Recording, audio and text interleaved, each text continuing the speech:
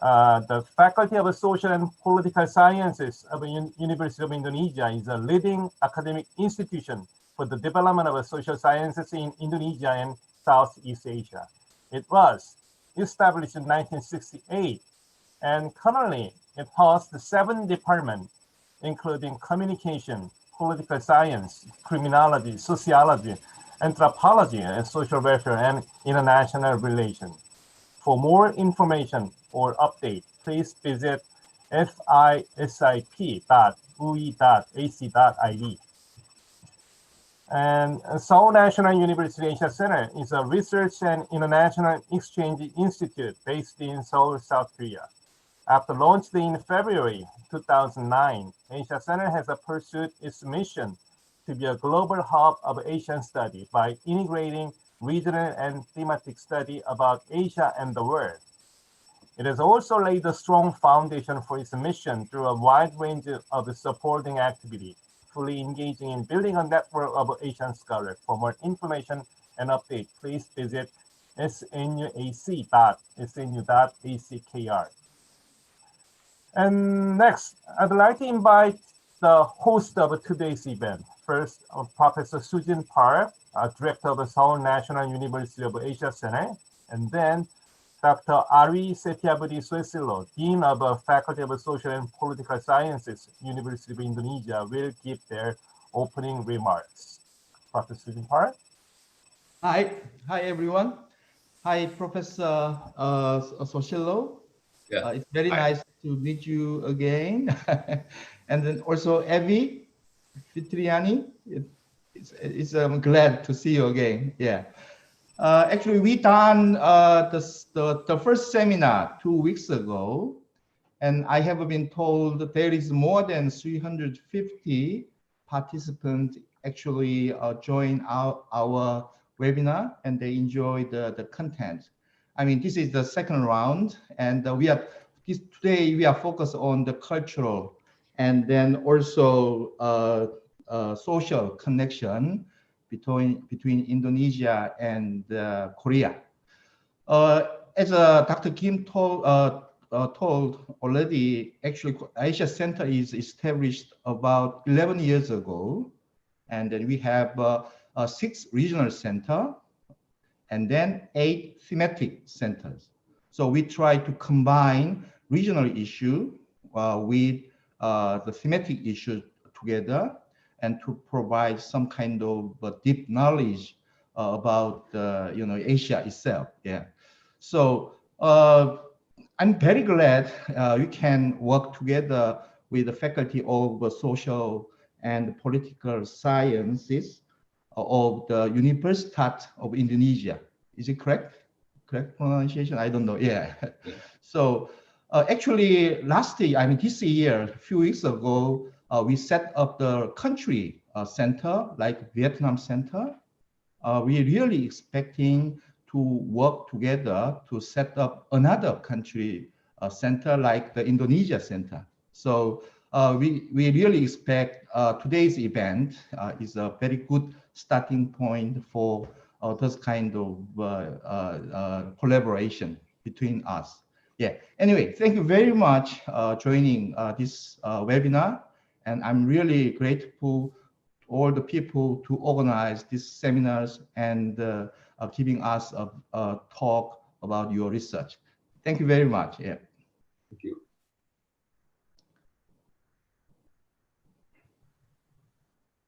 And then the Dean of Dr. Ari Setiabudi Suesilo, Dean of the Faculty of Social and Political Sciences of the University of Indonesia. He will give the opening remark. Thank you very much, Dr. Kim. Good afternoon, everybody, especially who live in Asia, especially in Korea, in Indonesia. Hello, Professor Sujin Park, Director, Seoul National University Asia Center, and all the colleagues from Seoul National University Asia Center.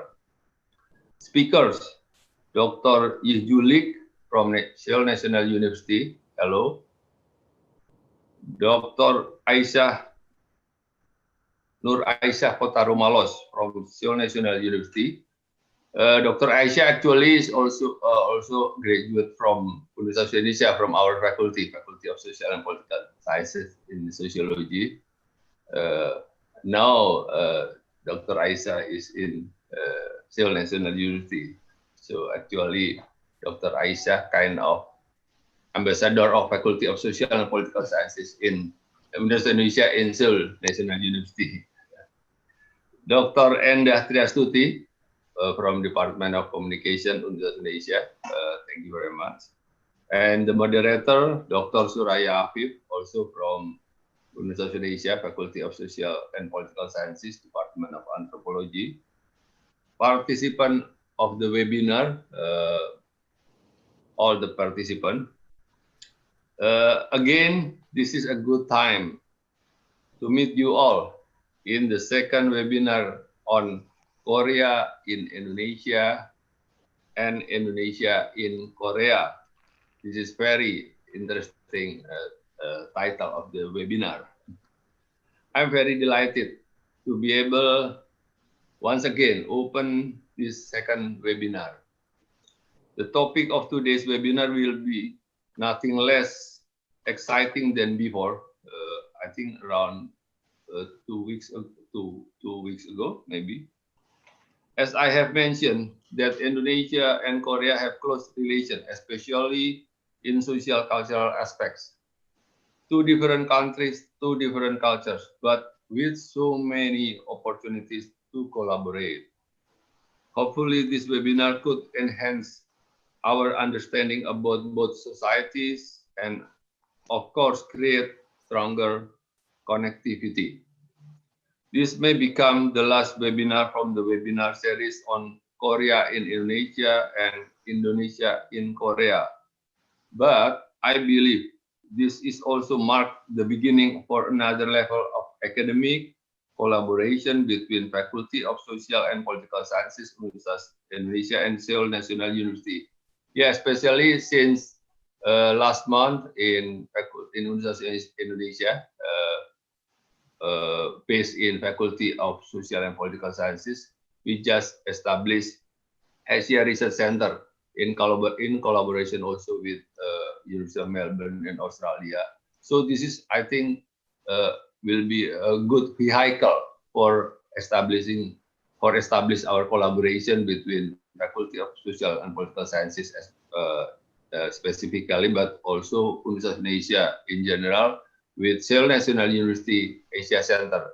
I hope we can do many academic and non-academic cooperation between Universitas Indonesia and Seoul National University. I hope we could involve more faculty members and students from both universities to participate in future collaboration, either in teaching or research and other academic activities. We should think this pandemic COVID-19 not as our obstacle, but more as an opportunity to collaborate using many innovation in information technology. Lastly, I again would like to give appreciation for the joint organizing committee from Asia Center, Seoul National University and Faculty of Social and Political Sciences, Ibu Afiff and her team. Thank you very much for the hard work to make this webinar series possible. And for all speakers, moderators, and participants, thank you for academic contribution. Thank you very much. Thank you. Yeah. Thank you so much for the great opening remarks. Then we will have the very briefly the photo session. So all the panelists, please show your smile faces over the camera. Yeah. Hello. Christopher? Okay, thank you, Dr. Kim, for the opportunity, the panelists and speakers. Please turn on the webcam and in a comfortable position, please face the camera. Okay, are we ready? Okay, Miss Paramita is loading. Okay, in my count, in 5, 4, 3, 2, 1. Please hold.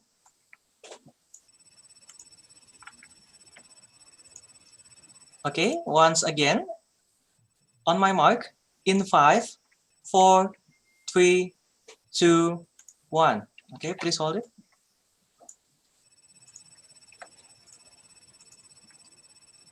Okay, thank you for the opportunity. We return this session to Dr. Kim. Thank you, Dr. Kim. Thank you. Yeah, thank you. Photo session is a very interesting part of the webinar. Yeah. Now I'm going to introduce Professor Suraya Afiff of the University of Indonesia. She will serve as the moderator of today's webinar.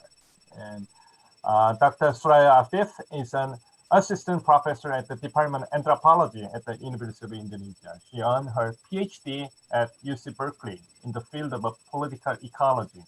Her research focused on the issue concerning the social and ecological injustice experienced by local and indigenous population in Indonesia in regard to their right for access to, use of, and control over land and other resources. She has been involved in the development of an Asia Research Center at the Faculty of Social and Political Sciences, and she also serves as a senior Asia scholar at the Faculty of Arts of the University of Melbourne, Australia.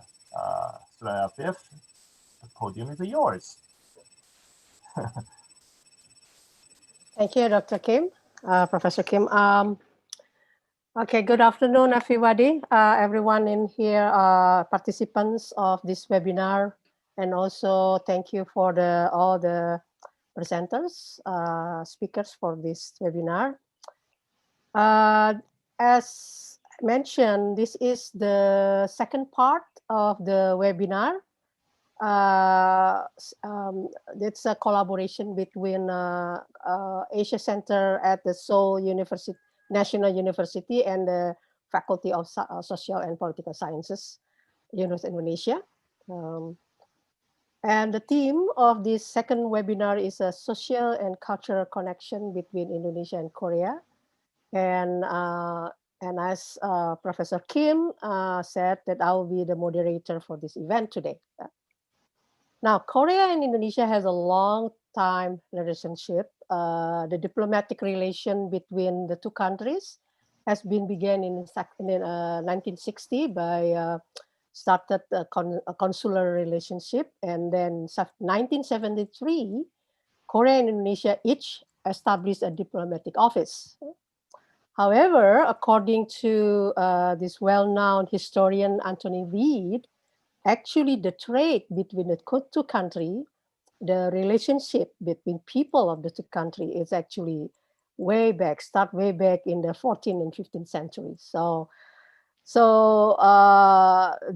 These things, relationship has not been discussed a lot. So I think this today is one of the opportunity, and for the also next time. But today we will have 3 topics where the two countries have a strong connections. The first topic is about COVID-19 governance issue in the two countries. The second issue is about Korean pop fans community in Indonesia. Indonesia is the second largest streaming Korean pop streaming in the world, after United States. And the third is higher skill migrant workers in Korea. It's interesting that Korea started also as a country that export migrant workers, but in 1987, vice versa, it's received more migrant workers. We are lucky to have 3 distinguished speakers to discuss these topics. Each of the speaker, I hope, will talk about 15 minutes. As a moderator, one of my job is to assist the speaker to talk around that time, so we can have enough time for the Q&A discussion. Now, before we start, first let me introduce all of our speakers today. The first speaker is Dr. Jihyouk Lee. from SNU, and he will talk about a critical analysis of Indonesia's governance to COVID-19 crisis. Dr. Lee is a research fellow at the Center for Social Science in Seoul National University. He teaches graduate students Southeast Asian Studies at the Graduate School of International Studies. At Korean University as a visiting professor. His research interest lie primarily in the internal relation of Southeast Asia and area studies with focus on Indonesia and Malaysia. He obtained a Ph.D. and MA in the field of international study and Southeast Asia studies from Graduate School of International Studies, Pusan National University. His dissertations deal with Indonesian's traditional dyeing method, the batik, from a political perspective. He has published a book on batik and a number of chapters and research papers on contemporary issues in Indonesia and Malaysia. Thank you for joining with us, Dr. Lee. Now, the second speaker is Dr. Endah Triastuti from UI. She will talk about K-pop and Fandom Indonesia as a community of practices. Dr. Triastuti is a faculty member of Department of Communication, Faculty of Social and Political Sciences at the University of Indonesia. She is graduated from the doctoral program at School of Social Science, Media and Communication at the University of Wollongong, Australia. Her expertise is in media anthropology. Her core studies are digital media, society and sexuality. Her last publication is about fandom as a reward industry, pleasure in pop music fan engagement, and participation within online social networking in Indonesia context. Thank you for joining us, Dr. Triastuti. I hope you are well. I know that you're a little bit unwell, but hopefully this is give you an energy. The third speaker is Dr. Nur Aisyah Kotarumalos. She is a visiting scholar at SNU Asia Center. She will talk about Indonesia highly skilled migrants in South Korea. Dr. Kotarumalos, received her PhD degree from the Department of Sociology, majoring in anthropology, at National University of Singapore with her thesis on crafting multiple forms of belonging among the Bugis in Malaysia. His master degree was earned from the School of Anthropology and Archaeology at Australian National University, and she had been awarded as the second dean list from the Faculty of Social and Political Sciences at University of Indonesia. Her opted article on diaspora, migration, and citizenship in Indonesia have been published by mostly in Jakarta Post and Straits Times Singapore. She has published an article in prestigious Journal of Malaysian branch of Royal Asiatic Society on the topic of Bugis ethnicity. And currently, she is a visiting scholar in the Seoul National University Asia Center. Thank you for joining us, Dr. Aisyah. Now, before we start the presentation, I would like to remind all the participants to please prepare your questions during the presentations and write it in the Q&A menu. You see there is a Q&A menu and not in the chat menu, please. The organizer will collect all your questions and then I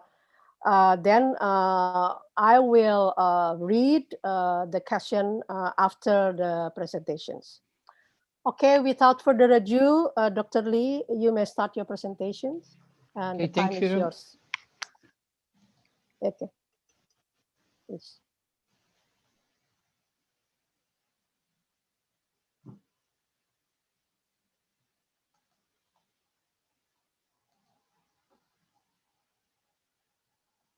So can you see my slides?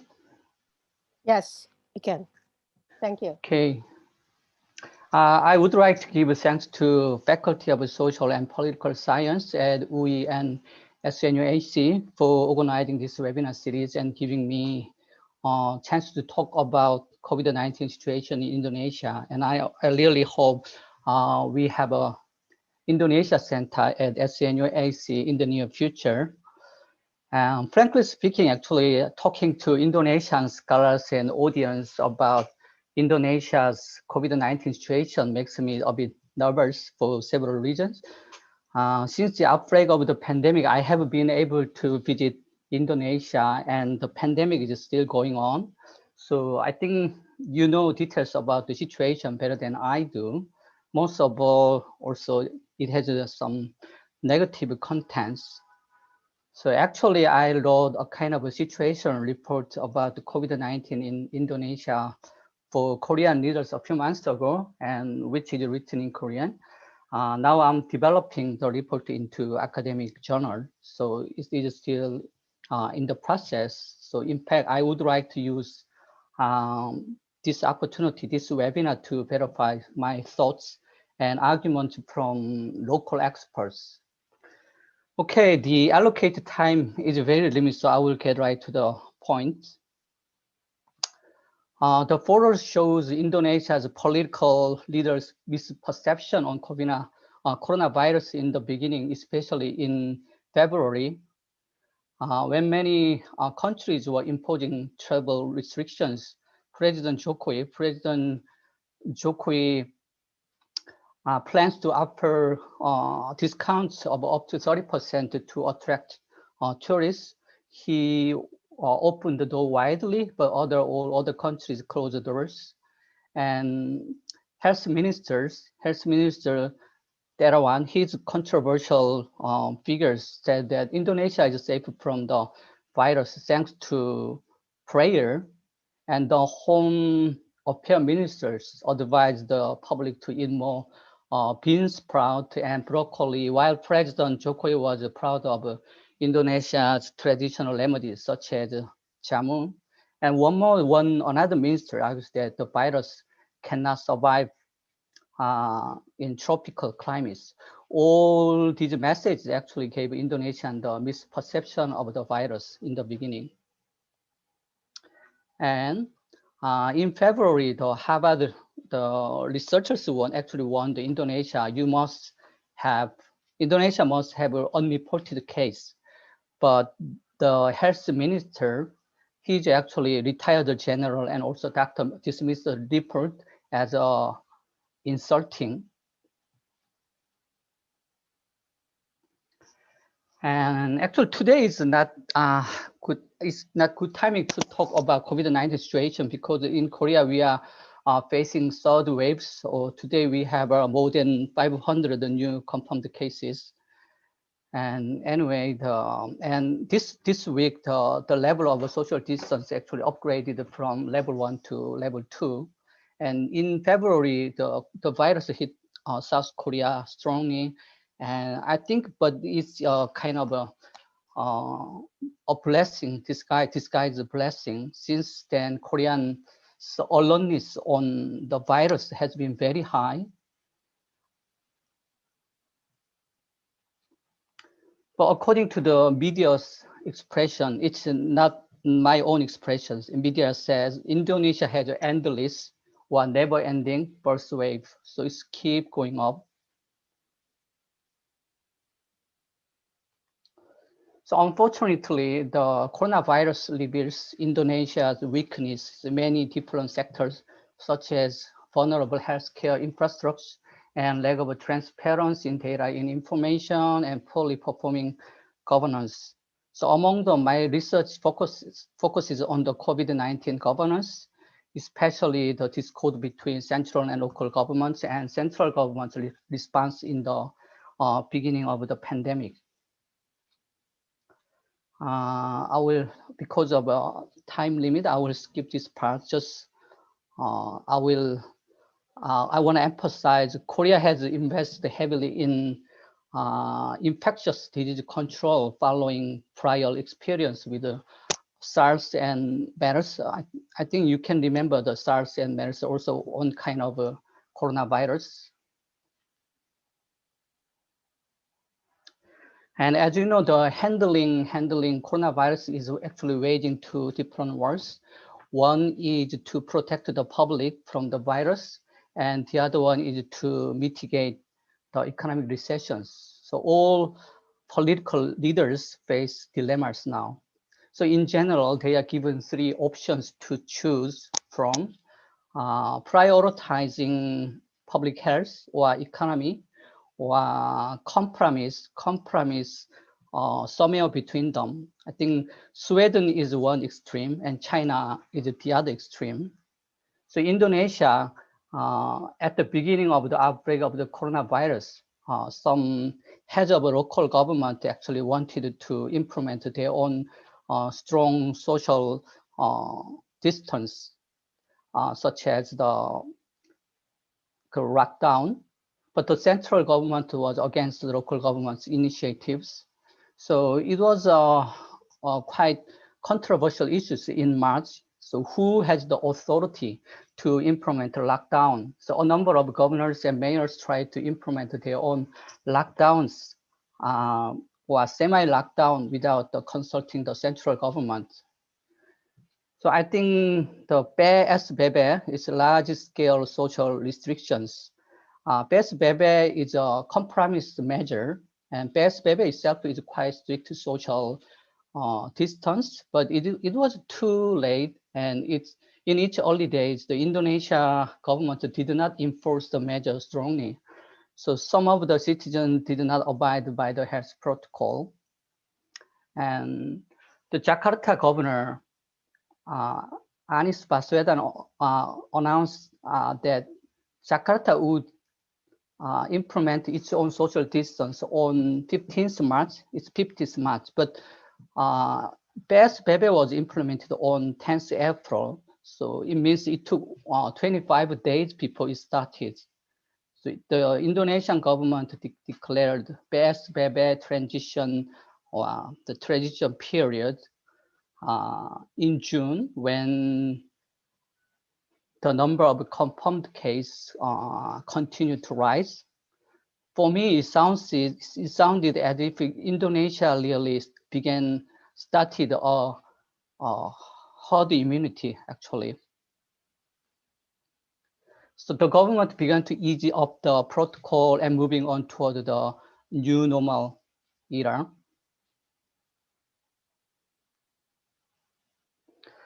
I think the governments at different level or in different sectors worked.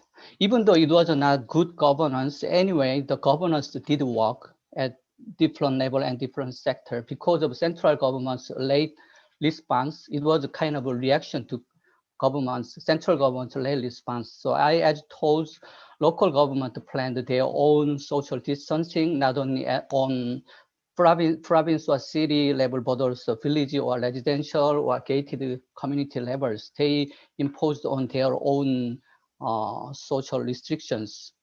So MUI is Indonesia's ulama council, or Indonesia's top Muslim clerical body, issued a fatwa on compulsory Muslim prayers on Friday. The fatwa advised Muslims in the area where coronavirus spread uncontrollably not to join mass prayers. And we also announced the mudik from area affected by virus is haram. The mudik is returning to their hometown or village during the major holiday. At the end of May, there was a Lebaran holiday in Indonesia. And civil society has narrowed the information gap on the virus. So Kawal COVID-19 is a good example. Actually, Dr. Nuru is one of the volunteer members. So a number of volunteer experts from several different sectors created a website called Kawal COVID-19 and provide accurate information and data about the virus. They also educate the public through social media. And the information they provide is more accurate than that the central or local government provide. So the table includes the proposed lockdown and semi-lockdown by the initiative by local governments. Local government includes the Jakarta and Malang City and East Kalimantan and Tegal. Tegal, actually, the mayor of Tegal, Dedi, he really implemented lockdown for 3 days, and then actually from the pressure from the central government, he revoked the lockdown. And Papua province and Tasikmalaya city. So Indonesia's response to COVID-19 were basically too little and too late, and it prioritized the economy rather over public health. And it relies on legacies of the authoritarian regime. Actually, it's my argument, so I will elaborate the last one in the next slide. So I analyzed the Indonesian government's response, especially the President Jokowi's response from the respectable structure and agency. We cannot actually distinguish them entirely by dichotomy. In particular, it is difficult to divide the president's action into two parts, special structure and action, but surroundings that the president cannot control directly are categorized as a structure. And the things that the president can control directly are categorized as an agency. But actually, many things are overlap each other. So, okay, structure first.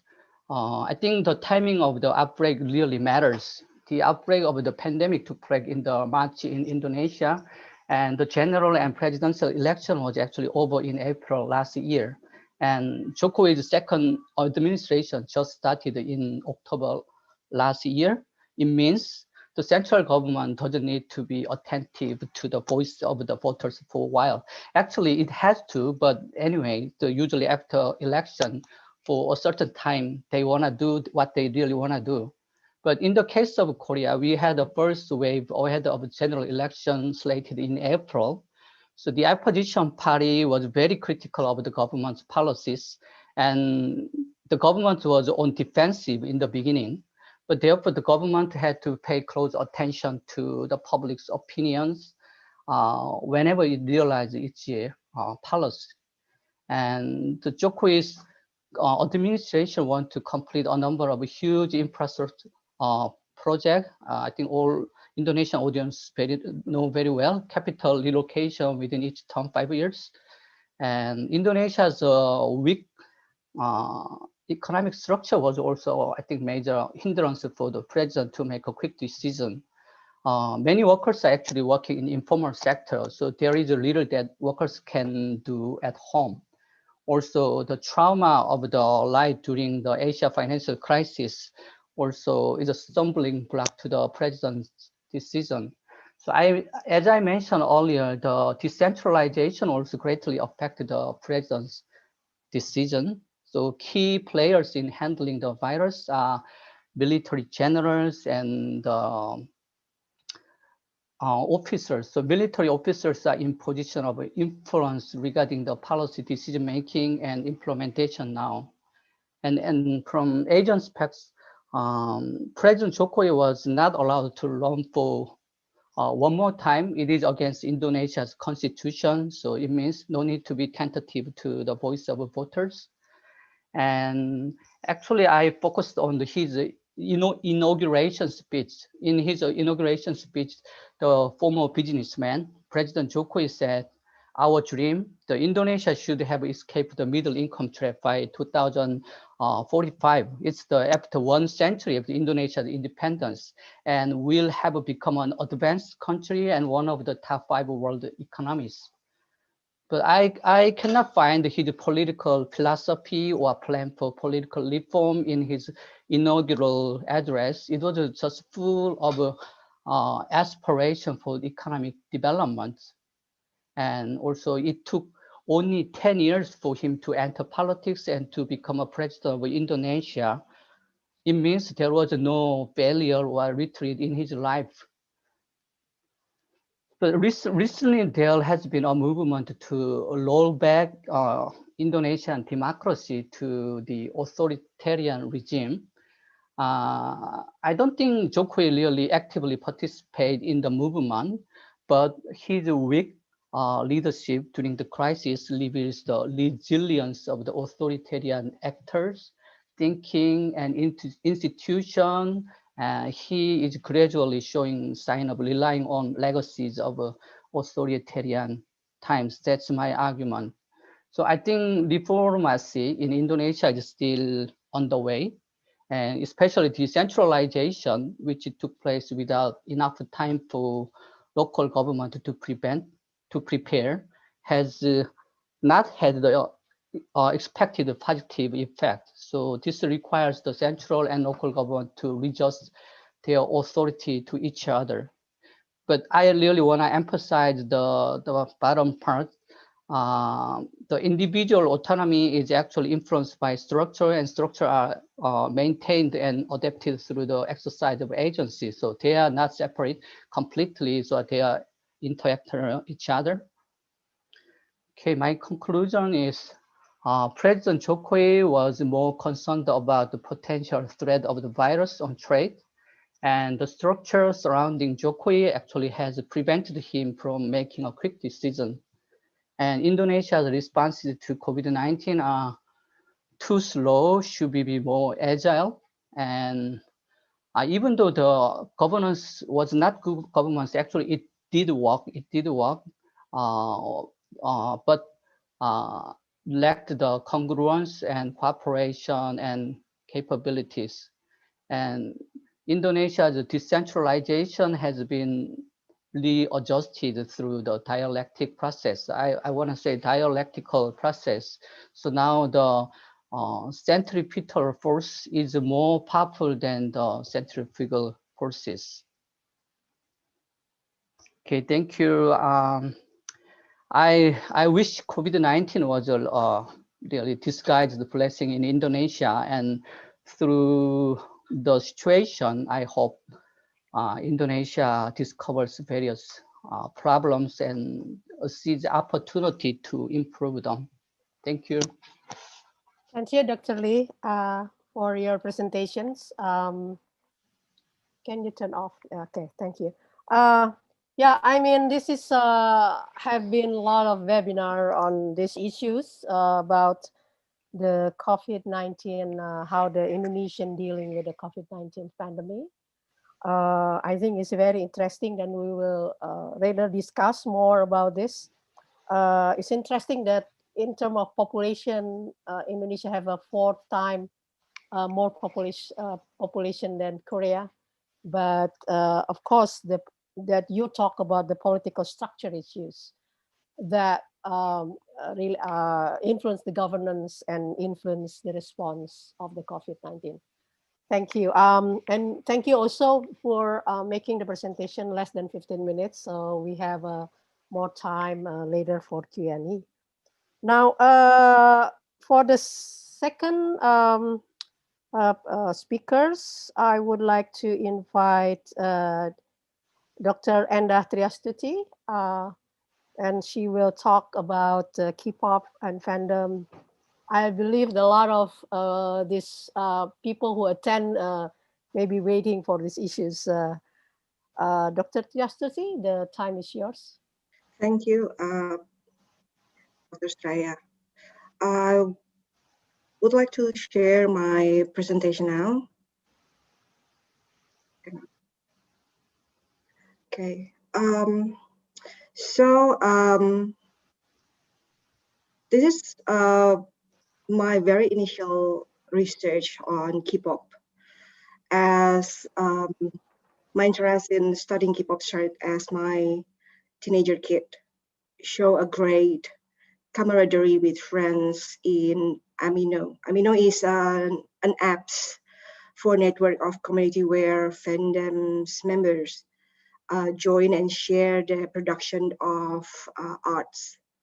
I gradually pay attention to K-pop industry as my daughter introduced me to music and songs from various group of bands, including Blackpink, BTS, EXO, and others, then I have come to understand that the world of K-pop that I'm still learning is more than just a commercial commodity.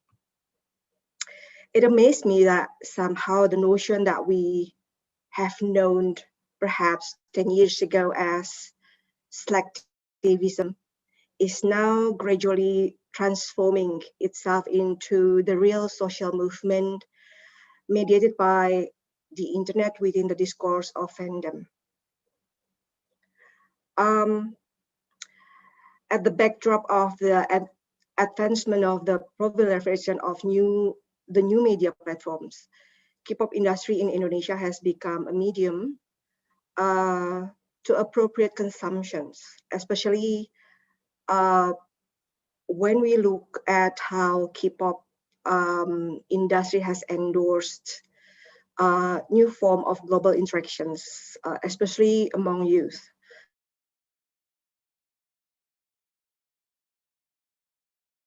But not with professional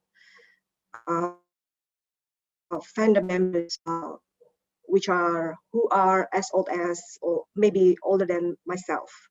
So K-pop, to me, K-pop signposts a dynamic interplay between transnational economic politics, transnational politics, economics, and governance, as well as social and cultural ideologies.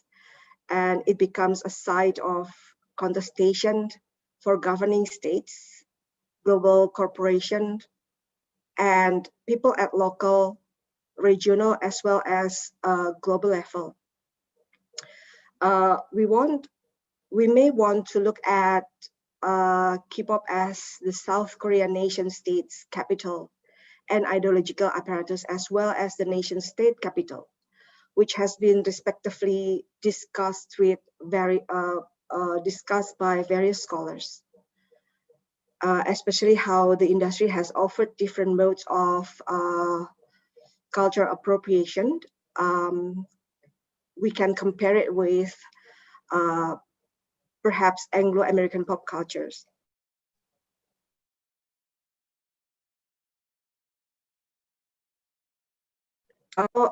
This is my third slide represent when BTS members were invited to give speech at the UN 75th annual program. They present themselves as an ideological apparatus that can be noticed through the state's employment of its stars as nation building and also nationalizing ambassadors, both inside and outside of South Korea. It includes what I have mentioned before, for example, the invitation to the UN. This the branding, in this case BTS boy band, has fallen beyond a representation of economic miracle that being glorified by South Korea since late 1990s. Through the industry, BTS also produces images of not just creative young people, but also smart, caring, and have positive attitude. In short, they give a good role for youth.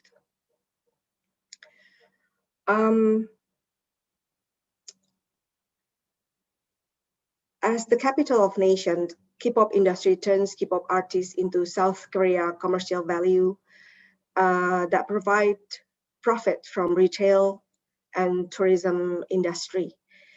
In this sense, K-pop stars become the powerful, iconic figures of South Korea neoliberal governance that invites contradictory and alternate forms of ideological, socio-political, and cultural production, and also consumption at global level, including Indonesia here. For example, on the map, we can see that Blackpink is the most consumed girl band in Indonesia, Thailand, and Philippines. Through K-pop industry, mainly song, television series, drama series, and movies, the popularity of Korean artists turned into a new form of transnational consumptions. Their figures become the ambassador of various industrial products from South Korea retail to tourism industry. Some scholars, although some scholars argue South Korea's neoliberalism governance on one hand form global monocultures that leave no space for alternative modes cultures. For example, in Indonesia, at the marketplace, for example, the jargon of the notion of this is South Korea product, like beauty product, is continuously informed and announced. The mode of production is mostly that of a highly industrialized monocultures. Key beauty is an example of the global monoculture in beauty cultures all around the world, not just in Indonesia. More than 50,000, I think, foreign national visited South Korea in 2018 to receive plastic surgeries and spend some more than like 189 million. And I believe the number is still growing. The Korean cosmetic industry indicates similar clue of monocultures, like also key beauty.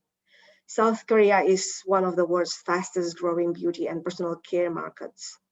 In Indonesia, people easily can find franchises of South Korea cosmetic stores under various brands, including Innisfree and Etude House. On the other hand, this is the focus of my study.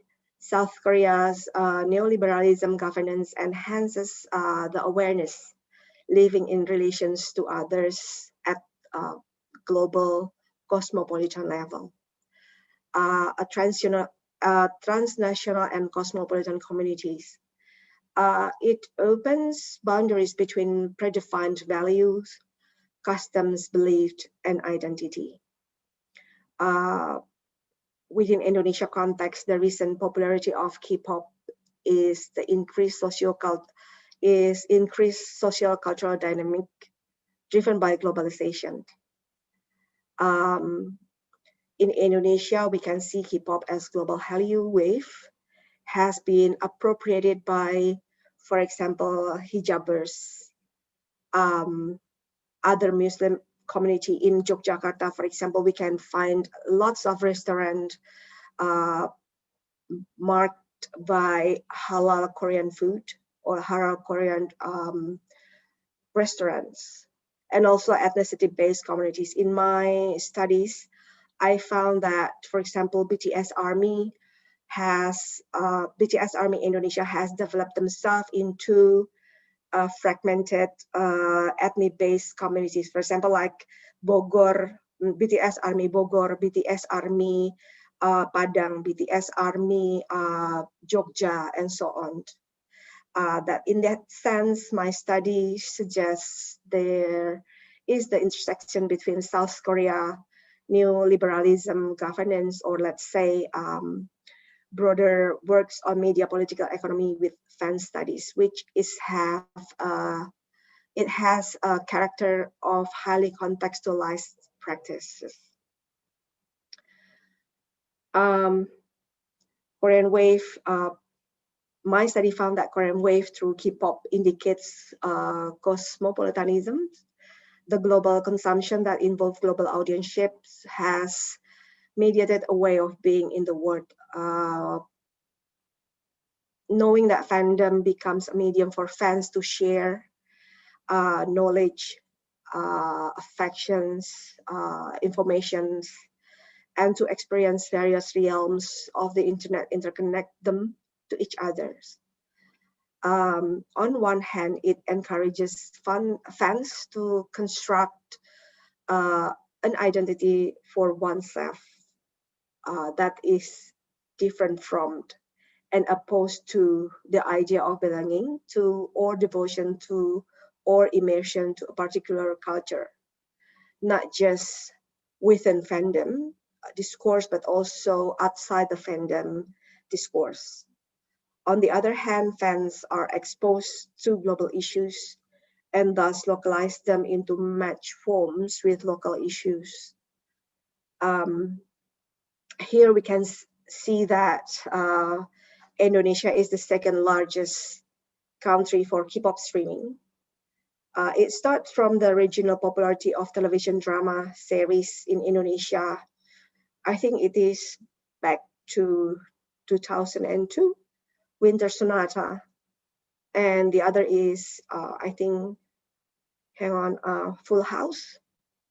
That the Hallyu wave phenomenon today also encompasses Korean popular music or another form of K-pop. Indonesian youth have embraced many musical forms from Korean music industry during the past few decades, and Indonesia, pardon me, has been identified as the fastest growing K-pop market in Southeast Asia. K-pop's popularity in Indonesia may refer to the intricate intersections between South Korea's neoliberalism governance desire, the globalized desire of Indonesian media industry, and the local audience desire to present themselves as modern pop culture's members as or audience, as well as their desire to be part of cosmopolitan communities. Within Indonesia context, the popularity of K-pop described the increased socio-cultural dynamics driven by globalization. My study focused on BTS Army Indonesia and their participatory cultures, which indicates the local audience desire to be part of global participation, not only as readers or listeners or watchers who appropriate texts and reread them in a fashion that serve different interests, like we can see or you may see in Amino apps, but also as active spectators who appropriate the experience of consumption into a very highly rich and complex participatory cultures. This is my site of study. I pick a number of online community on Twitter and Facebook and also Instagram. But on this screen, I just presented one of the BTS Army community that established in 2018.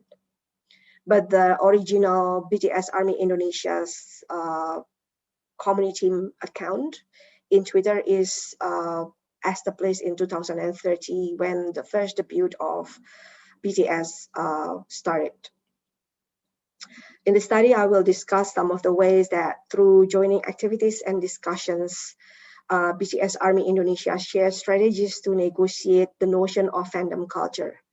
I built on the theory of community of practice to develop an argument that my argument is BTS Army Indonesia reflect a repertoire of process of learning as well as knowledge as tactical strategies in participating in neoliberalism governance through political participation. Transnational relationship through digital platforms connect BTS Army members with global issue, because I found that this page has similar icon and emblem with BTS Army Help Center in Israel in Saudi Arabia, in French, in United States, and as well in Korea. So they are basically localized.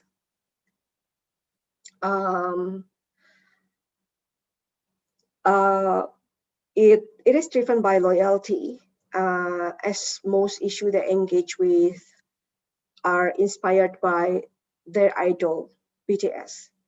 It has who initiated Love Myself campaign, which is later part of UNICEF's global campaign End Violence. This study indicates BTS Army Indonesia share the similar domain of interest derived from their loyalty and idolatry, which grow into habitual practices within the context-dependent forum of the community.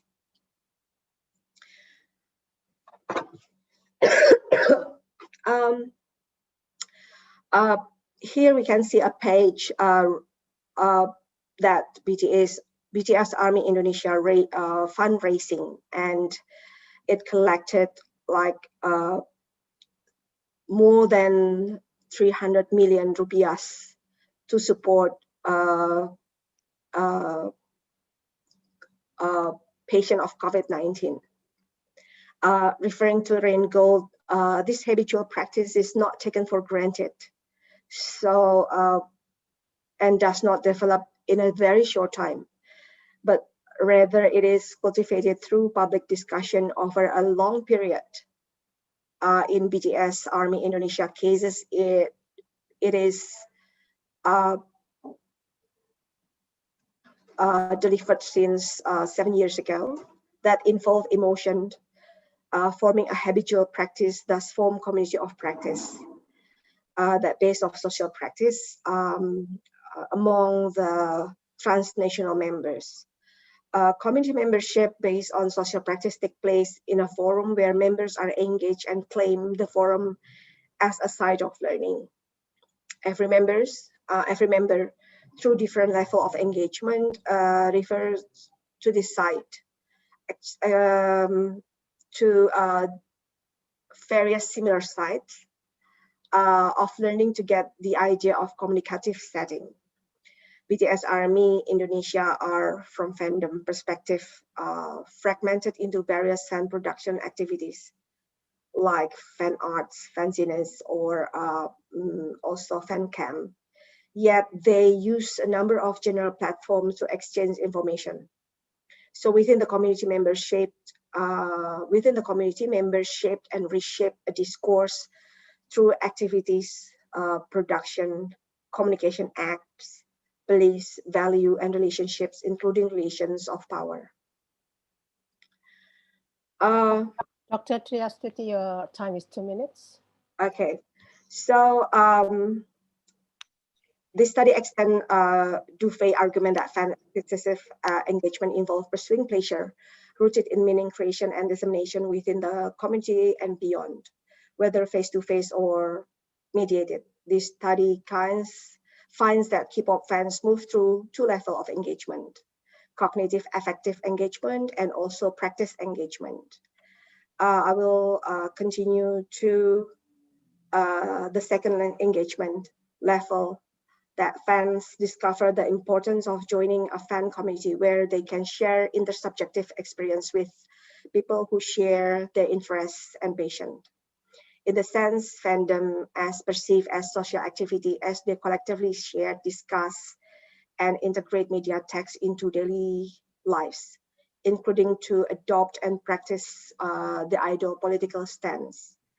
Like Hellickson argues that gift economy involving in fandom activity aim at creating and maintaining social solidarity. However, my study finds how global consumption has created global fans relationship through fandom activities. Fans are exposed with global concerns, also adopt with political stand of their idol outside of their fanish context. As they expose to the global issues, BTS Army Indonesia basically include people outside their Finnish community and concerned outside their Finnish context in their fan labor. There may be possibilities that when they interact with people or community outside their Finnish context, BTS Army Indonesia may share their interests. But at the very initial encounter, there is no sign in my study that the beneficiary are required to have similar interests. So it is relevant to the fandom as effective labor produce social network forms of communities and also biopower, where the instrumental action of economic production has been united within the communicative action of human relations. The sovereign act of fandom communities has transformed into society powers that is consisted of various techniques of power, of various ways of administrating life. Extending this argument, it is evident in my study that the amount of energy that and time that fans dedicate based on their knowledge, experience, skill, personality, care, and intimacy has shifted toward so-called fan labor into political movement. It is tangible and has a great social impact at global and local level. It suggests that fan practice may provide the model for the reconfigured industry-consumer relationship of the digital era as a negotiated sharing of productive power that we probably cannot imagine before. Thank you. Thank you, Dr. Triastuti. Yes. For your interesting presentation. I think the one connection with the first topic is actually how they also involve in the collective action for the COVID-19 pandemic. We will discuss. Hopefully, the participant could also pose questions for all the presentation in the Q&A menu. So the last, not the least speaker is Dr. Kotarumalos, or Dr. Aisyah. Is very, easy for me to say Dr. Aisyah. Please, your time is yours. Thank you so much.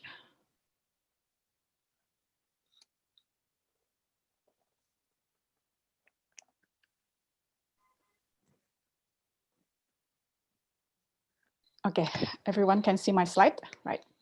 So good afternoon, everyone. Thanks so much for this honor opportunity to present in this joint webinar. In today's presentation, I'm going to talk about the Indonesian highly skilled migrants in South Korea. Sorry. Focusing on the notion of culture as one of the powerful forces that act on us. In other words, culture is central to what we see, how we see, and how we make sense of what we see, and how we express ourselves. This study examines the cultural encounter experiences of the Indonesian highly skilled migrants working in South Korea. So my research question centralizes on the how do the Indonesian highly skilled migrants experience cross-cultural challenges in the Korean workplace settings. So I did a qualitative approach, doing in-depth interviews for 8 informants, so 6 through face-to-face interviews, and 2 informants doing throughout Zoom. So my definitions of highly skilled migrants is university degree and a skilled job, which is in line with the Korean immigration regime. So in Korea, they also have migrant workers, but some migrant workers, they have a university degree, but they do not consider as highly skilled migrants. Okay, so I'm trying to situate my study. So migration studies actually have been widely reproducing a skewed image of migrants and immigrants as predominantly non-Western, non-white, non-elite subjects while at the same time fail to take seriously the experiences of migrants that do not fit this image. So what I saw from this whole scholarship, there are three impacts. The first one, the lack of research on the non-white professionals. And second, within the South Korea context, the homogeneous scholarship of expatriate groups in South Korea. And the third one, within Indonesian context, the absence of studies on Indonesian highly skilled migrants. What we see, what we perceive about Indonesian international migration, we always associate it with domestic workers or Indonesian undocumented workers. But like the research done by Brenda Yo and also by Misbah Mirtinen, and or others like Dragoslovic and Herman, they studies about Indonesian asylum seekers. So right now we don't have any research or studies about Indonesian highly skilled migrants. So my study is trying to contribute to non-white professional research in general by considering an under-researched group of individuals from Indonesia as they increasingly seek employment in developed countries. And second, I would like to provide an alternative, a more heterogeneous, diverse within the dominant narrative of white-centered expatriates. So if we look at throughout the literature reviews, there are various terms in referring the highly skilled migrants. So mobile professionals, expatriates, and migrant professionals. Yet we don't have any consensus in naming this mobile group. So far, what I have seen is that the term of expatriates or highly skilled migrants privileges to those who come from the Western countries or white people. And those who come from the non-white countries usually will be associated with developing countries like Indonesia, Thailand, Vietnam. So the impact is within the expatriates scholarship, all those experiences are constructed in against and in relation to others. What I mean is there's always in a bipolar framework between white and non-white. We don't have any nuance or away from this bipolar, from this diagonal framework.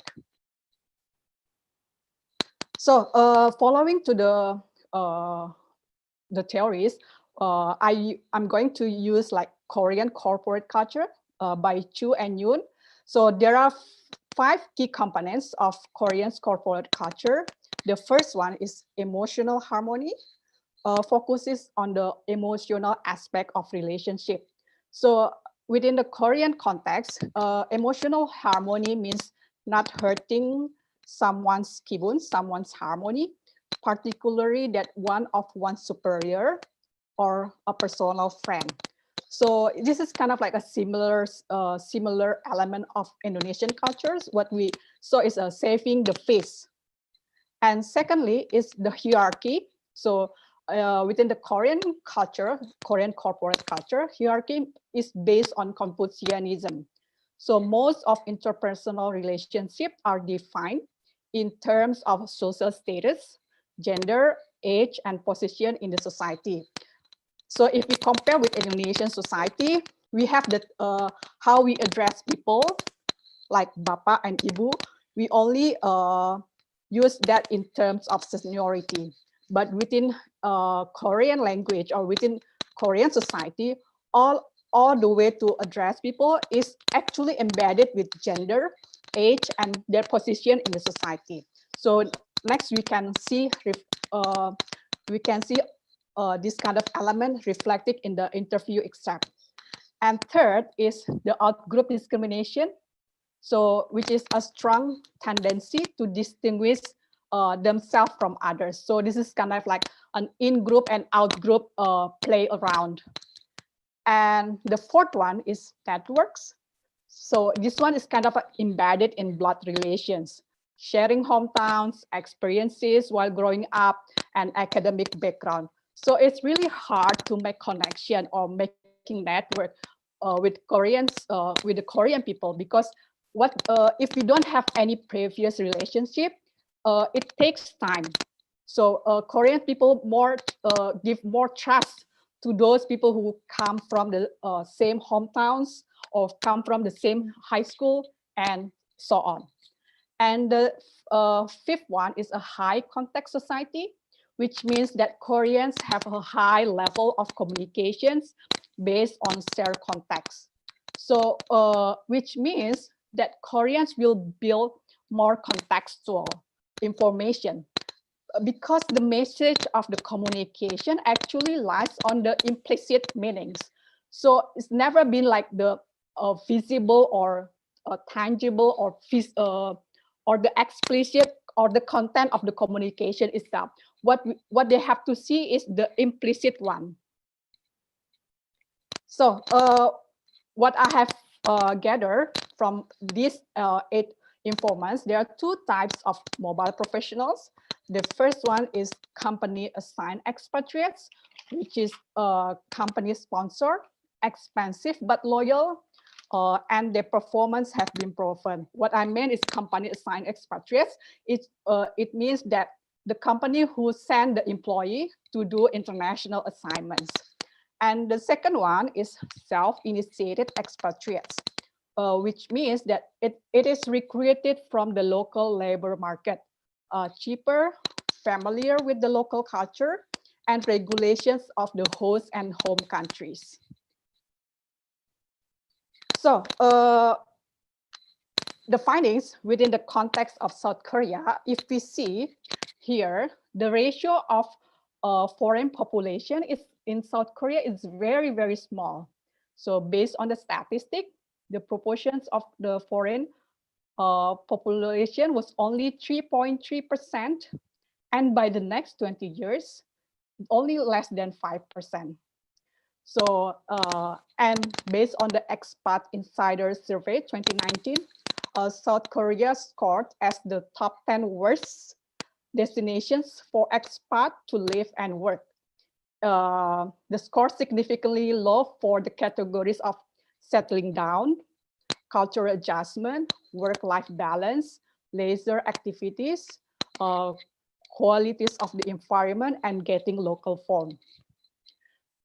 And next, if we see the whole picture of the foreign population, the number of foreigners actually in South Korea is only 2.5 million by the end of 2019.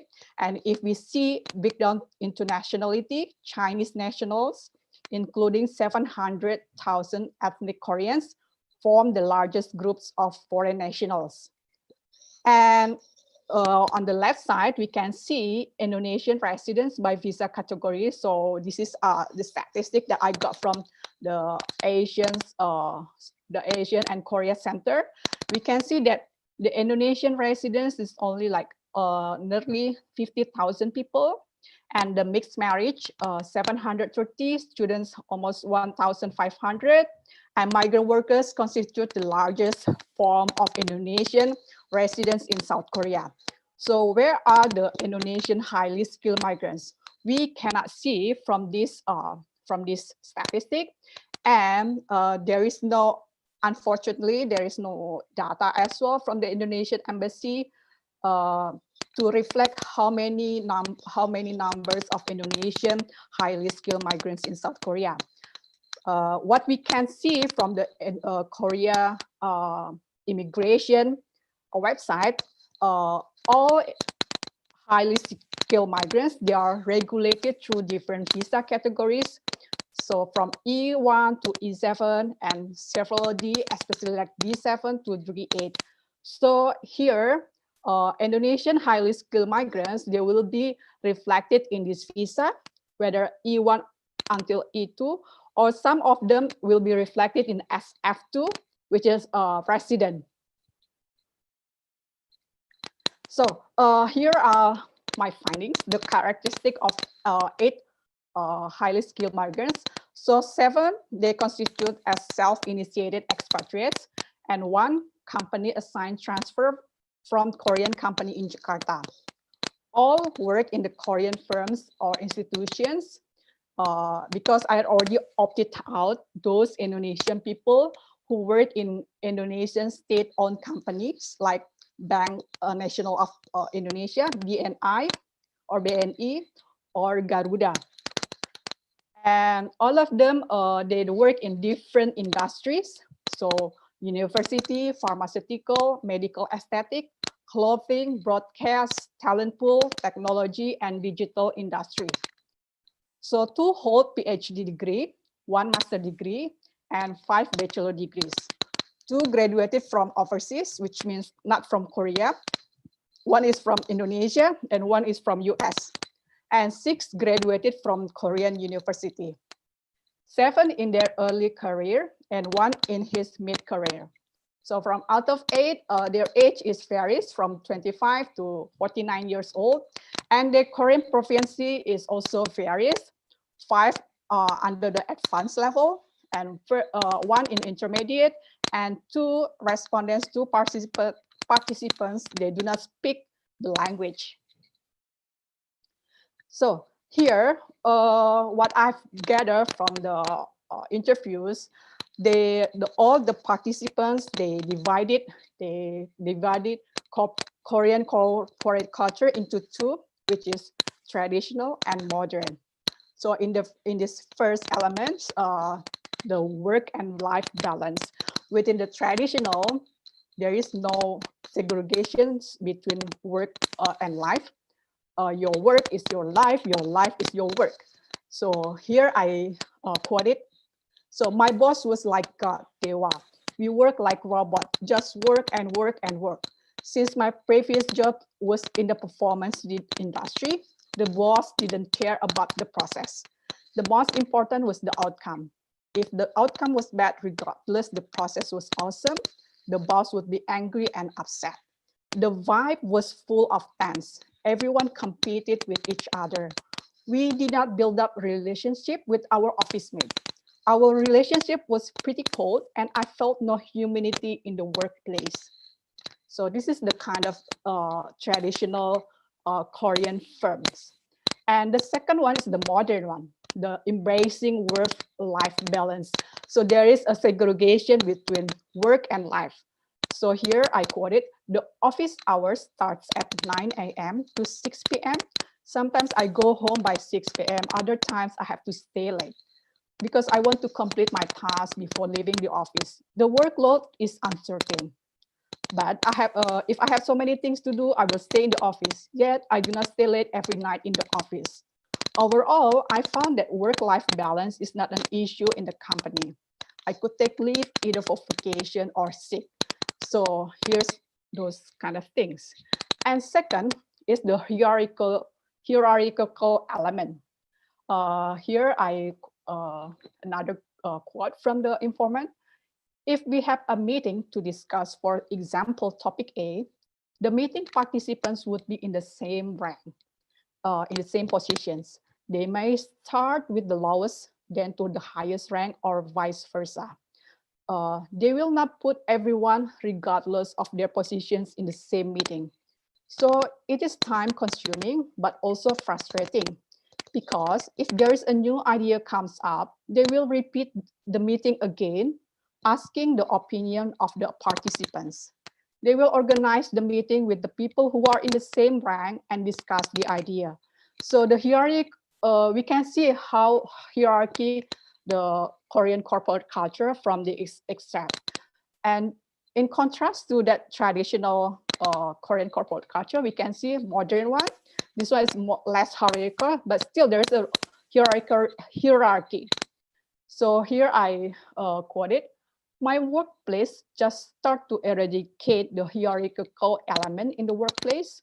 In Korea, everyone has to know his or her and others' positions. It is very common when I meet my office mate, they will ask my position. And I also have to memorize their positions.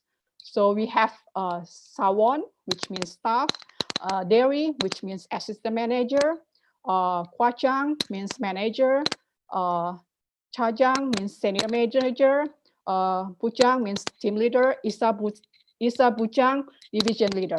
So in the Korean workplace, we cannot call someone with simply their names. It is considered rude, impolite. The way we address people goes by name, followed by positions and name, which means sir or madam. Now such form is abolished. The term of name is for people who are befriended with. So a person who calls his or her boss with name is awkward and intimidating, not just to the superior persons, but also to the subordinate persons. So the Koreans in my office, they create Western names for themselves in order to rescue from the strict social etiquette. Dr. Aisyah, can you speed up a little bit? Yes. Your time Okay. is up. Okay. In this, and then later on in the discrimination against outgroup. So here, from Gadis, who is 24 years old, she said that she found that being a foreigner is also a benefit because she feels that she doesn't have to be care with or to be more to be annoyed with this kind of thing.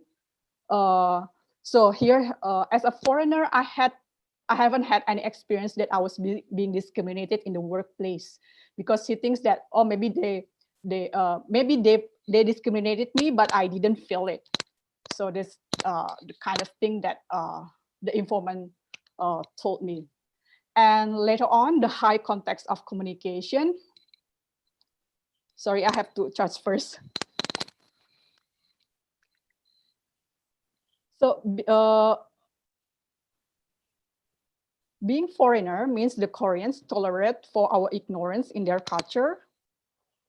For example, sometimes I may speak rude to the elders because of my Korean language. Or other times when my superior invite me for dinner, but then I reject it because I already had appointment with my friends, or I just want to have me time, that would be considered impolite in the Korean culture. Indirectly, I offended my superior. Yet, I think they understand such things. And second, as a foreigner, I could not differentiate whether my boss was upset with me or not, especially in the email. My boss would use very harsh comments or statements according to Koreans, but I didn't get the subtle messages. Yet, I found this as a positive thing as well. For Koreans, they may feel frustrated or annoyed, but I just took it easy since I could not capture the subtle communication. So here I try to conclude. There are three things that happening in among the Indonesian highly skilled migrants. So first, the Korean corporate firms or companies are undergoing a significant transformation from traditional to modern corporate culture. Some of them, they had experience with the traditional one, but later on they moved to the modern Korean corporate culture. The second one, the Indonesian highly skilled migrants have more positive experiences working in the Korean companies if we compare to the scholarship on the white expatriates in South Korea, because most of them are employed in the relatively modern Korean companies. And the third one, the cultural differences that found in the workplace is perceived by the Indonesian highly skilled migrants as learning opportunities. So the majority of them have been educated in the Korean university, which means they have been exposed by the Korean culture while they were studying. So they didn't find any difficulty to adjust with the Koreans' way of working. And the 2 out of 8 informants who had no experience of schooling in the Korean system, they found relatively positive with their workplace because their companies or the institution apply some like modern elements of Korean corporate culture. Okay, that's the end of my presentation. Thank you so much. Thank you so much, Dr. Aisyah. Very interesting, and I mean, it's interesting to very few study on the highly skilled labor in the Indonesian highly skilled labor in other countries. And she present actually the cultural practice and how the perspective of the cultural, cultural practice company in the company from the Indonesian workers. Okay, now since everybody already present, we will move to the second part of our discussion, which is a Q&A. I have already a couple questions for the participants, for the speakers, sorry, from the participants. The first questions actually from, let me see, from Lani. I think this is the question from for Dr. Lee. She asked about Korea is well known as one of the countries that handle coronavirus very well. Could you please let us know a little bit more about how the Korean government deal with this issue at the beginning, and how did the local government and local government collaborate in handling this issue? That's how the central and local government collaborates. I think there is I think there is the couple question on same issues, which is second was from Rifa Saskia. I want to ask Dr. Lee, what is the South Korean current policy on to manage the second wave? Okay, I think that's the question. Please, Dr. Lee, would you answer the questions?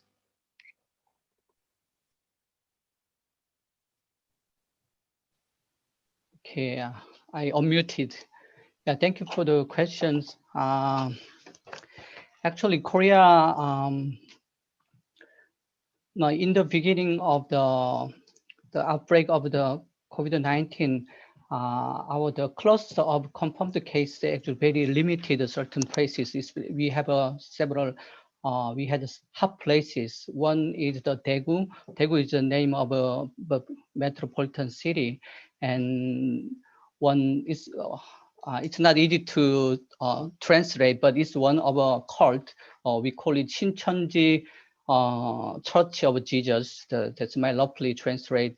But the church people actually the unique way of the worshiping, the style. They get together in certain places and they singing and praying, and that's was responsible for the transmission of the infection, the coronavirus. So even though it was really strongly hit the South Korea, the aggressive tracing was not that difficult. Especially Korea, we are highly developed ICT infrastructure. So really Korean government, local government and central government tried, tracing all the impacted cases because it's from certain hub places. And especially, the collaboration between local and central government in the beginning, we didn't have a time to argue each other because it's really strongly hit and it really all of a sudden. So in the beginning, some ruling parties and central government considering implementing lockdown in Daegu. But as long as I know, Daegu citizens strongly refused to them to implement a lockdown there. Also, in general, South Koreans are negative, implementing lockdown. So we didn't have that kind of a discord between central government and local government. So as I said earlier, because it's kind of really strongly hit the South Korea. So since then, Korean people, the awareness of coronavirus is very high. So I think it's kind of, as I told, the blessing disguise. And I'm sorry, I forgot the second question. Second question is how the government deal with the second wave. Second wave. Second wave is pretty, political things because it's also First one is culture, and second one is I think, but it's from my perspective, it's not our Korean perspective. During the middle of a summer, it's like because all not only Korea but also all over the world, all people we cannot go abroad, and so it's like holy the picnics, the summer usually leave we have during just like the Ramadan and Lebaran, and during the in the middle of summer. So in Korea it's feel a little bit relaxed, and but because we already covered handled the first wave very well, we estimate we did very well. And then second, during the summer it was a little bit relaxed, and then many people just went to the beach, and that's one of the reason. And then the second one is during the on Independence Day, and the Orthodox Church, not cult one, this one. They said they describe the conservative church. I'm also one of the Christians, so I don't want to say conservative, but anyway, they describe conservative Koreans. So they are very anti the current government. They had took to the street, and it's kind of a big protest. So that's the one of the main reasons. So it's the same, just like the first one. Is the hot place is. Even though it was quite serious, it was not that difficult to trace all them through the in Korea, most of Koreans pay like credit cards, and when it comes to pay this cashless society, Korea is really one of the advanced countries. So I think Korea government really aggressively traced, and yeah. I think as my understanding, SARS, you have SARS first. Yeah.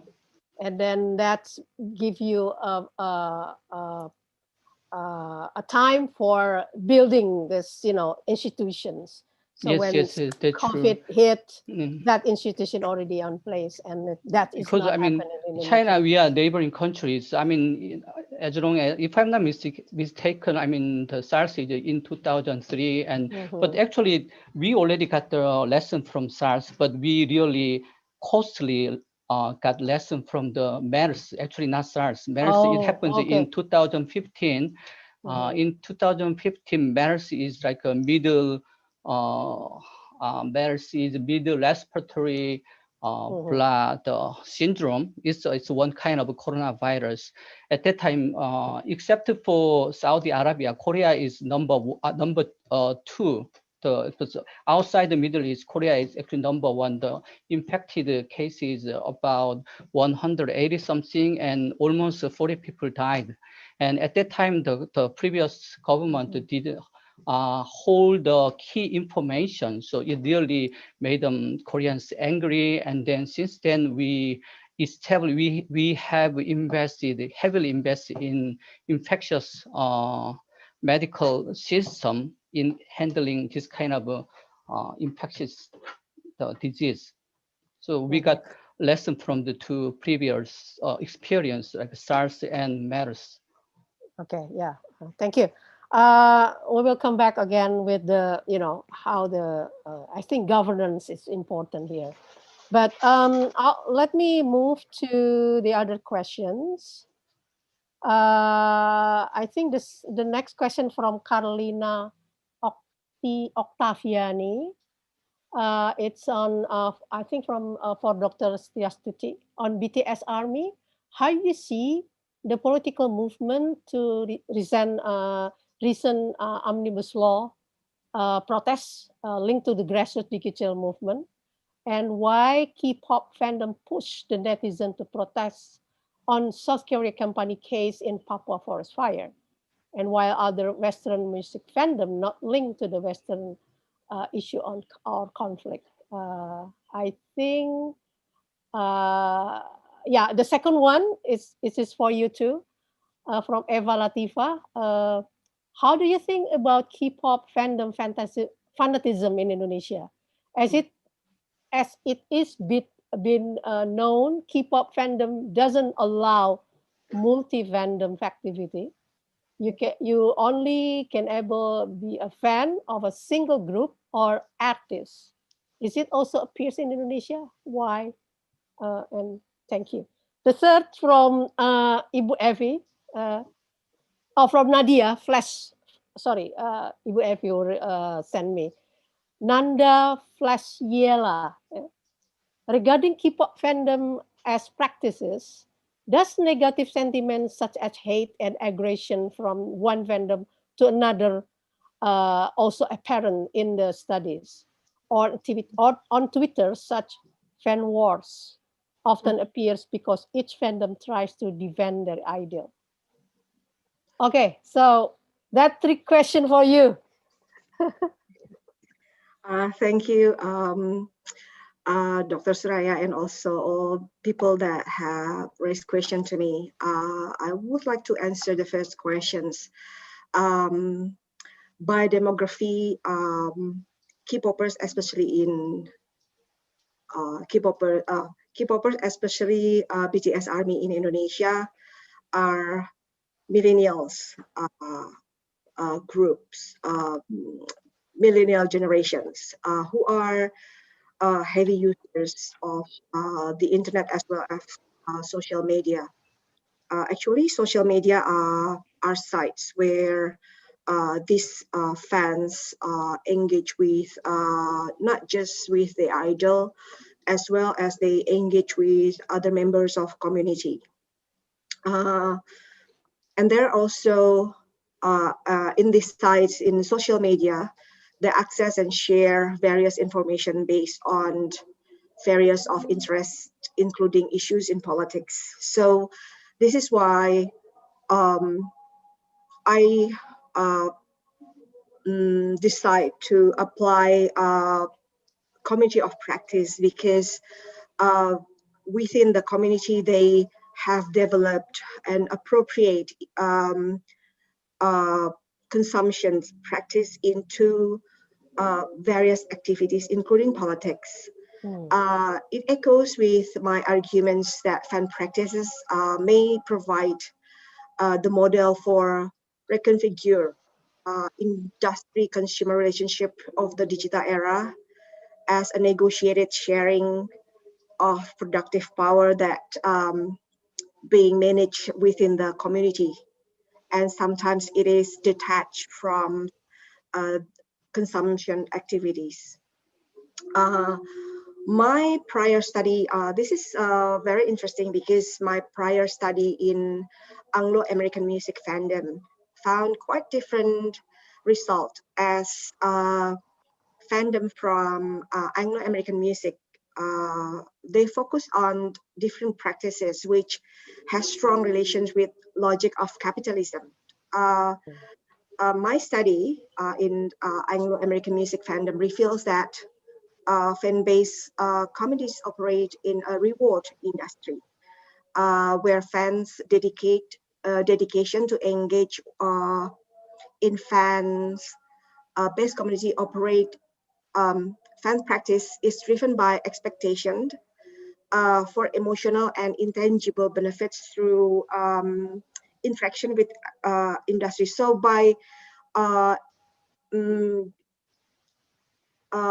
appearing or making connection with their idol, they're also approaching the industry itself.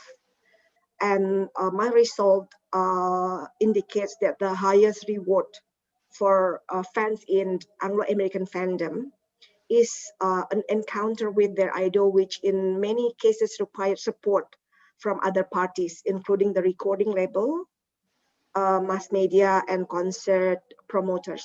So that's quite different. As my study in K-pop is very initial, it's very immature.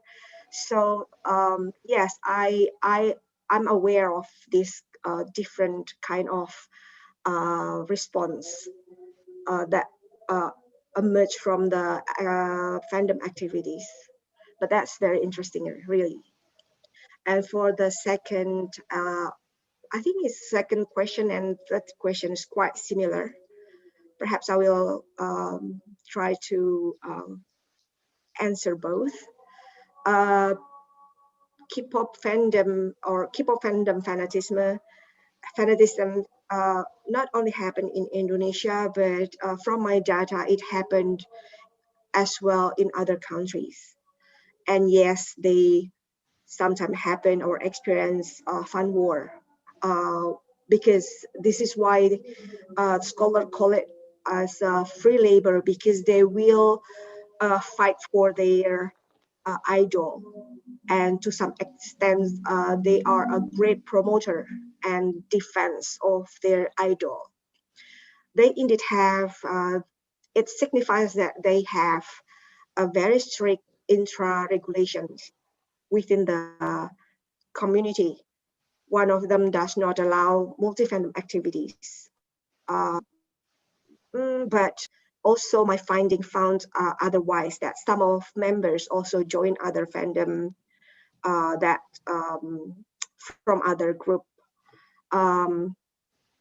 It reflects, basically this fanatism reflects the effort to build strong social bonds between members. From that point of view, perhaps they may totally devote, we could see it as the effort to totally devote their time and energy to fan activities, making fandom as part of their daily routines, not just, like face connection or light connection with the idol. And based on the idolatry, despite of negative effects of their characters, this fandom, they formed a community as the space to actively engage in these activities while also interacting with others with the same interests as them. In fact, fans are willing, my data show that these members of fandom willing to spend much time, not just time, but also energy and even money to secure privilege. That includes adopting similar political stance of their idol. For example, that happened in when the hashtag of K-pop, not just in omnibus law, also another case that being questioned, but also in Black Lives Matter, that they take down or they cover the wildlife matters issue or hashtag in social media platforms. And also they spam police apps in Dallas Police Department, ask people on Twitter to submit video of illegal activity from protests to the apps, and flooded the K-pop flooded the apps with fan cams. So this fanatism in my study looked at how this fanatism transformed into political movement. So that's perhaps my answer.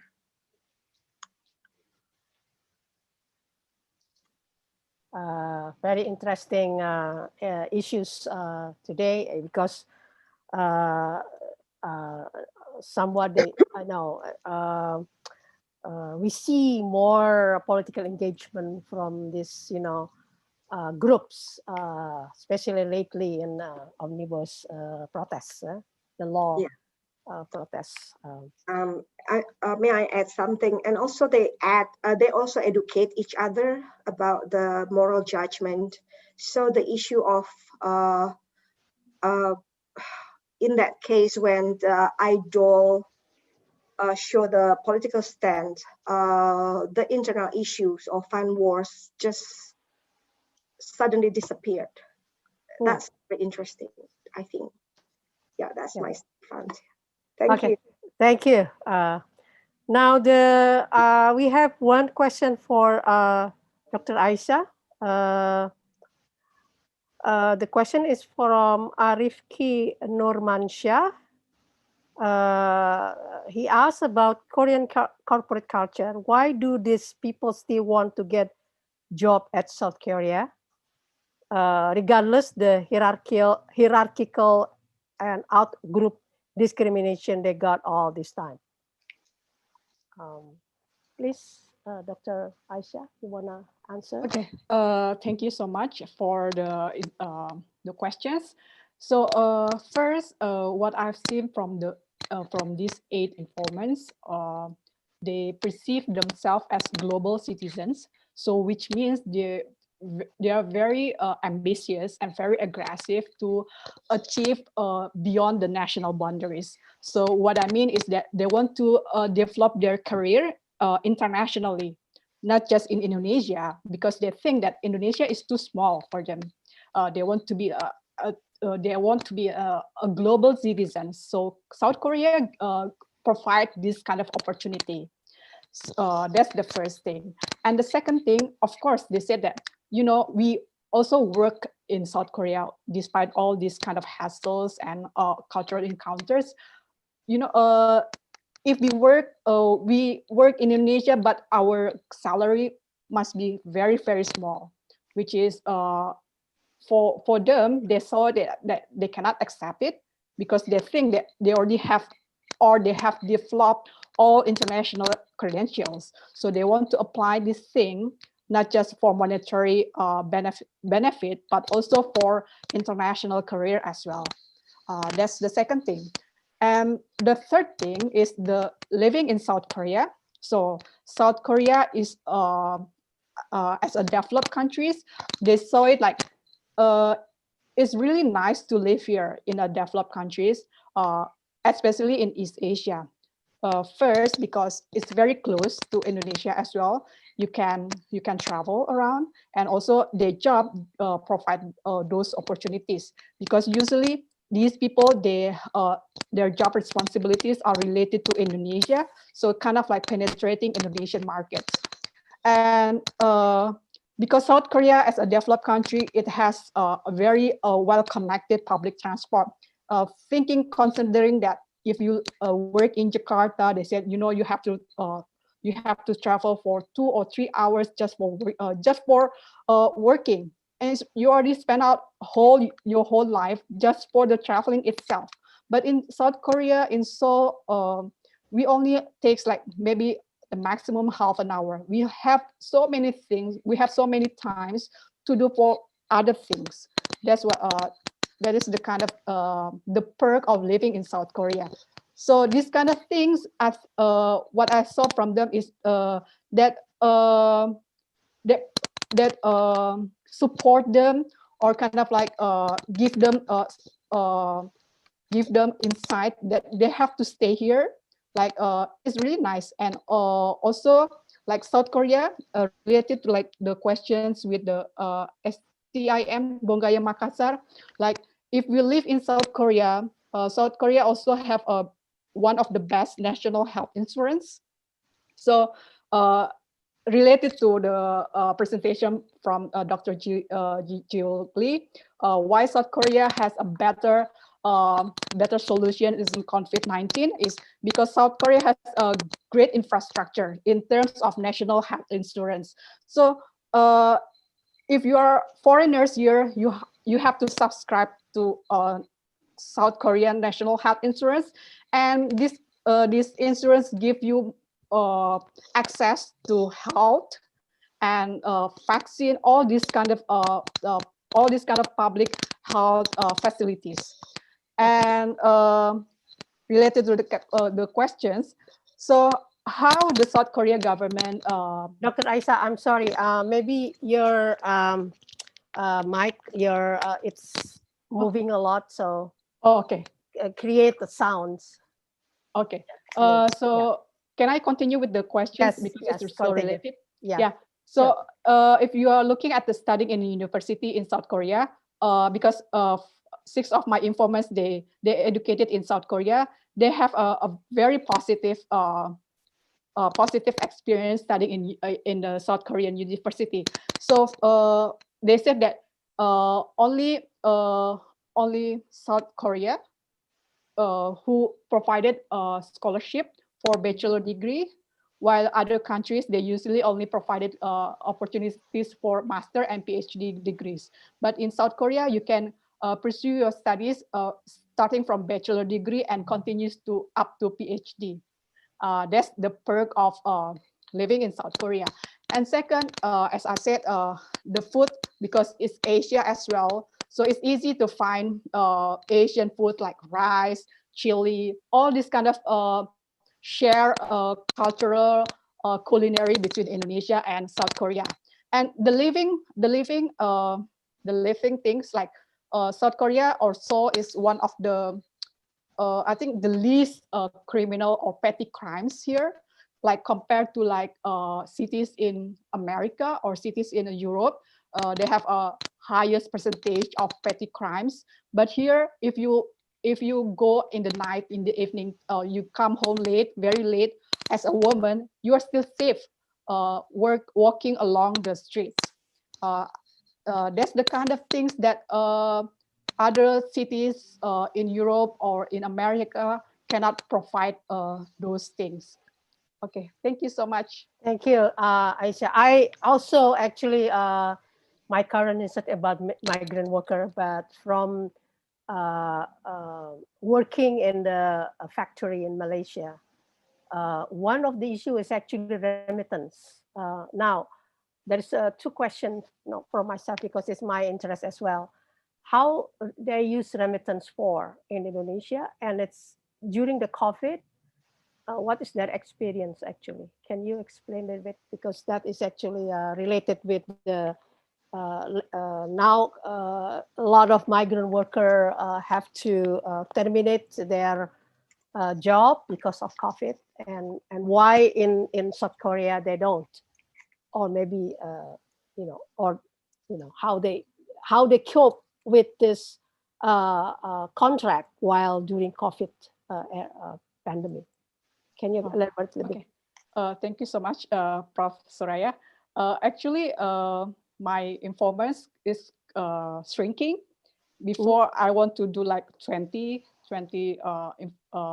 interviews, but because my personal networks, like people who I know working as a highly skilled migrants, actually they are being laid off because of coronavirus.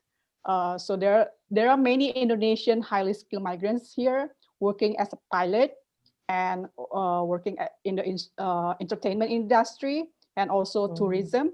But since South Korea was the first country who hit by the coronavirus in the early of 2020, so the status as foreigners, they are the first persons who are being laid off. So they already sent home back to Indonesia in the months of March and April. So these people that I have done interviews are those people who are not affected by the coronavirus because their type of industries are not related, are not directly related to coronavirus, right? And following to the second one, how they use their remittance. Actually, they because most of them actually are coming from middle class. So of course, they have to share financial responsibilities with their families because that's the kind of Indonesian cultural things. But also they have more opportunities to kind of like saving for their own self.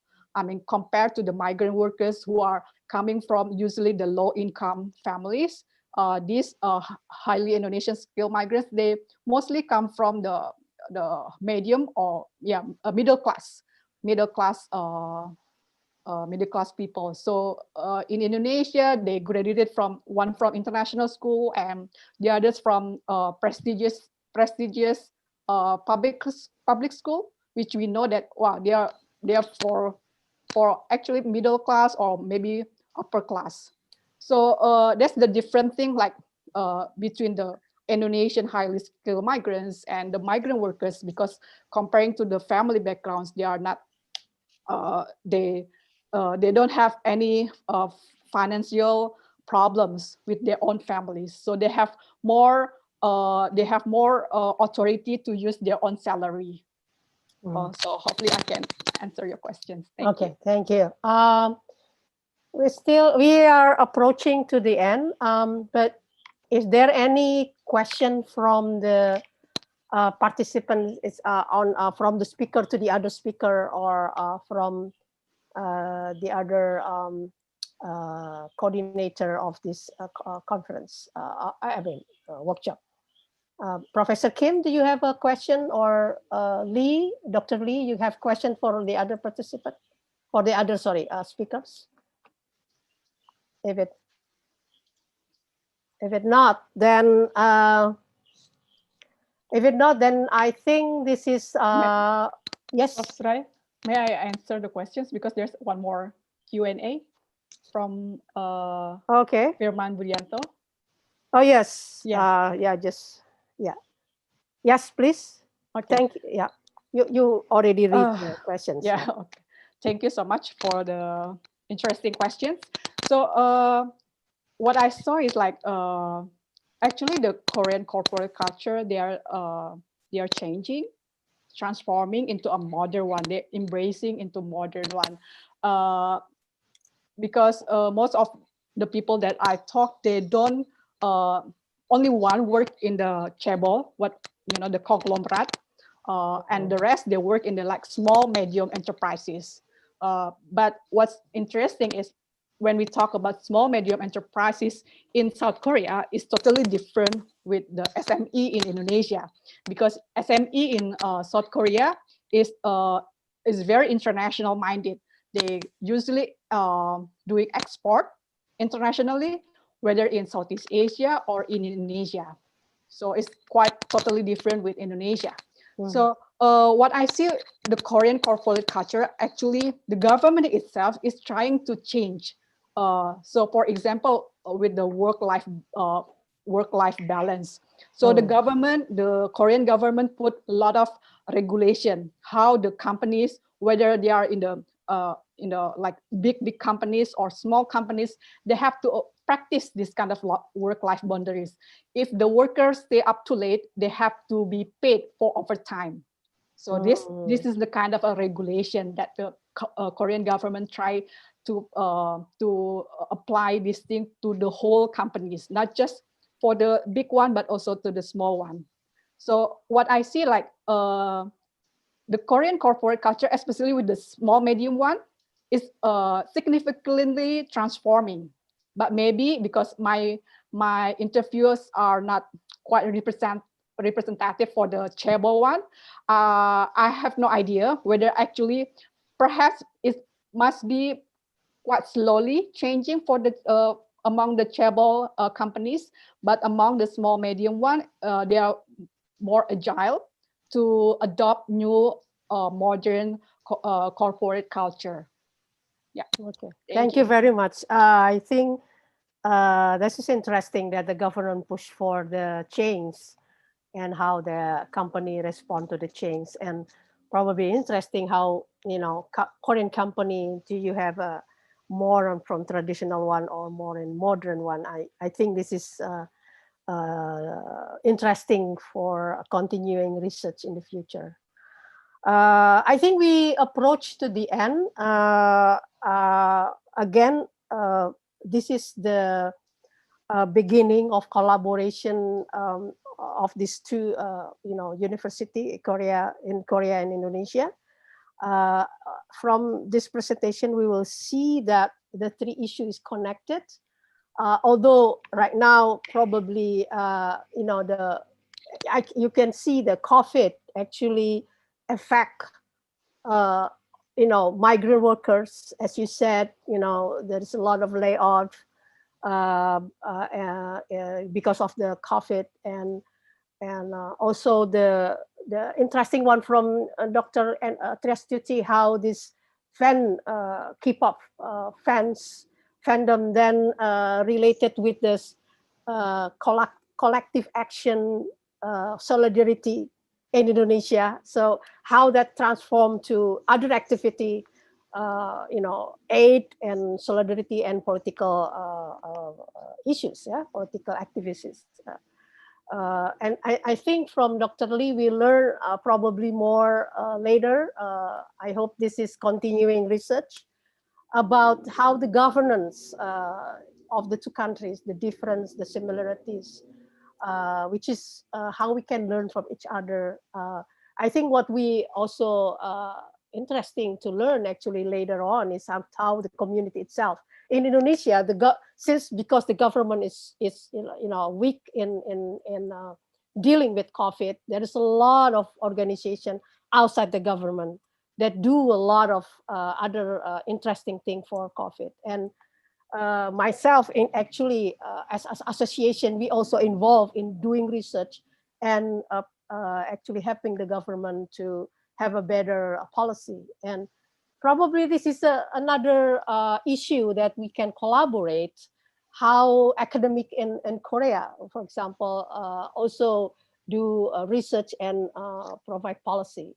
And Indonesia, actually social science this now beginning to be involved, and government is realizing how dealing with COVID cannot be just technical, but also involving social science to answer to dealing with this not easy issue for Indonesia.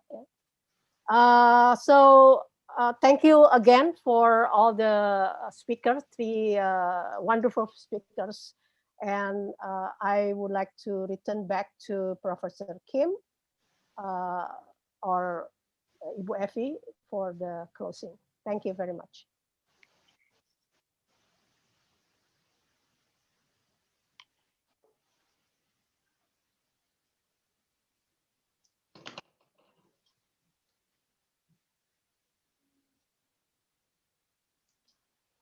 Is it who will be the closing, Dr. Effie or Professor Kim?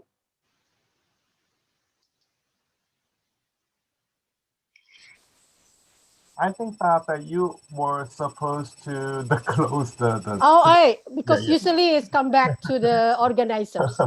Okay, then okay, I think now is the end of the discussions.